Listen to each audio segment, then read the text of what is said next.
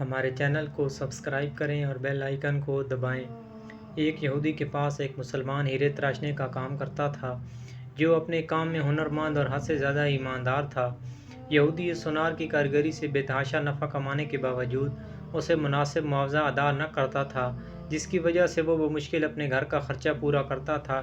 یوں ہی کام کرتے کرتے اس نے عمر گزار دی۔ اس کی بیٹی جوان ہو گئی۔ وہ اپنی قلیل آمدنی میں سے کچھ بھی جمع نہ کر سکا۔ بیٹی کی شادی کے لیے سونار کاریگر نے یہودی سے کچھ رقم بطور ادھار مانگی۔ کروڑ پتی یہودی نے رقم ادھار دینے سے معذوری ظاہر کر دی۔ سونار اپنی قسمت کو برا بھلا کہتا ہوا گھر لوٹ آیا۔ رقم ادھار نہ ملنے پر بیوی نے سخت ناراضگی اور طعنوں کے تیر برسا کر الگ استقبال کیا۔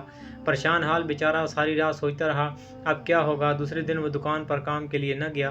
بعد میں یہودی سونار کے بلانے پر جب وہ دکان پر پہنچا تو اس کے ہاتھ میں ایک پوٹلی تھی، جو اس نے یہودی کے سامنے کھول کر رکھ دی۔ اس میں قیمتی ہیرا دیکھ کر یہودی سوالیہ نگاہوں سے کاریگر سونار کی طرف دیکھنے لگا۔ کاریگر بولا، مالک، یہ ہمارا خاندانی ہیرا ہے، اسے بیچنے کی اجازت نہیں۔ آپ اسے گروی رکھ کر مجھے کچھ رقم دے دیں، میں آپ کو رقم لوٹا کر اپنا ہیرا واپس لے لوں گا۔ یہودی راضی ہو گیا۔ مسلمان کاریگر نے قرضے کی رقم سے بیٹی کی شادی کر دی، پھر دن رات کام کر کے قرضے کی رقم آہستہ آہستہ ادا کرنے لگ گیا۔ قرضے کی آخری قسط ادا کرنے کے بعد مسلمان کاریگر نے اپنے ہیرے کا مطالبہ کیا۔ یہودی نے وہ ہیرا لا کر اس کے سامنے رکھ دیا۔ ہیرا تراشنے والے کاریگر نے ہیرا لے کر پانی میں رکھ دیا۔ دیکھتے ہی دیکھتے ہیرا گھل کر ختم ہو گیا۔